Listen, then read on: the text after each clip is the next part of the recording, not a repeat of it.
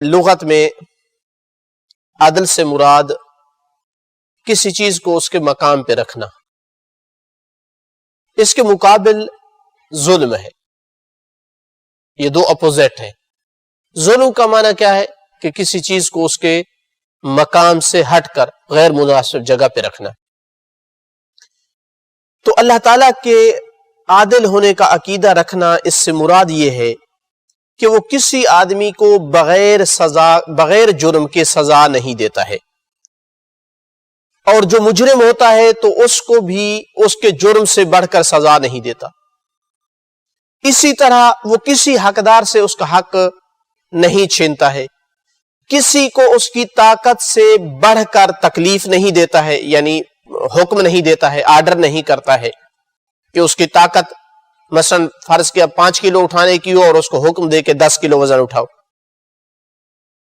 اللہ تعالی چونکہ ہمیں بھی عدل کا حکم دیتا ہے، تو یہ کیسے ہو سکتا ہے کہ وہ عیاذ باللہ خود ظلم کرے؟ نہ وہ خود ظلم کرتا ہے اور نہ ہی کسی اور کو ظلم کرنے کا کہتا ہے. اس لیے ارشاد باری تعالی ہوا ان اللہ لا یظلم الناس شیئا ولکن الناس انفسهم یظلمون.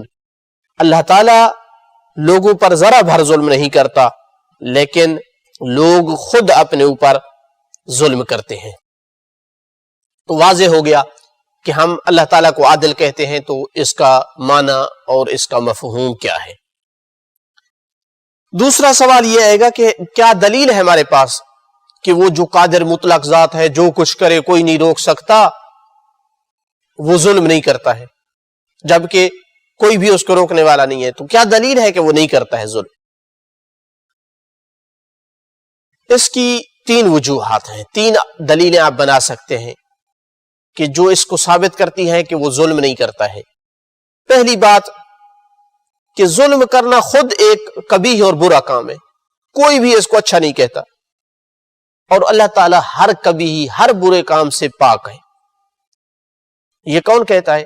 ہماری عقلیں کہتی ہیں کہ ہم نے جو خدا فرض کیا ہے وہ اتنا کامل ہے کہ اس میں کوئی عیب اور نقص نہیں. چونکہ یہ کوئی بھی برا کام اور قبیح کام یہ عیب شمار ہوتا ہے، نقص شمار ہوتا ہے. ہم نے اللہ تعالیٰ ایک کامل ذات فرض کی ہے جس میں نقص اور عیب نہیں ہے. تو جو ہستی قادر مطلق ہو، قدرت میں کمی نہ ہو جس کے، جو حکیم ہو، کوئی کام جس کا حکمت سے خالی نہ ہو، جو رحیم ہو، اس سے کس طرح سے اس طرح کا ایک برا کام اور ظلم صادر ہو سکتا ہے. دوسری دلیل اور وجہ یہ ہے کہ ظلم کون کرتا ہے؟ ظلم وہ آدمی کرتا ہے جو عاجز ہوتا ہے، ظلم کیے بغیر اس کا کام نہیں نکلتا، مجبور ہوتا ہے کہ ظلم کرے. ظلم وہ کرتا ہے کہ جو جاہل ہوتا ہے، اس کو لا علمی کی وجہ سے کسی پر زیادتی کر بیٹھتا ہے، جبکہ اللہ تعالیٰ ان چیزوں سے پاک ہے. نہ تو وہ کسی چیز سے نہ بلد لا علم ہوتا ہے کہ وہ کسی پر زیادتی کر بیٹھے، اور نہ ہی کسی چیز کے حاصل کرنے میں، کام کرنے میں عاجز ہے کہ وہ ظلم کیے بغیر اپنا کام نہیں چلا سکتا ہے. تو لہذا ضرورت ہی نہیں ہے کہ وہ ظلم کرے. اور تیسری دلیل کہ قرآن مجید میں ہے ان اللہ یأمر بالعدل والاحسان وایتاء ذی القربى، بے شک اللہ تعالیٰ عدل و احسان اور رشتہ داروں پر خرچ کرنے کا حکم دیتا ہے.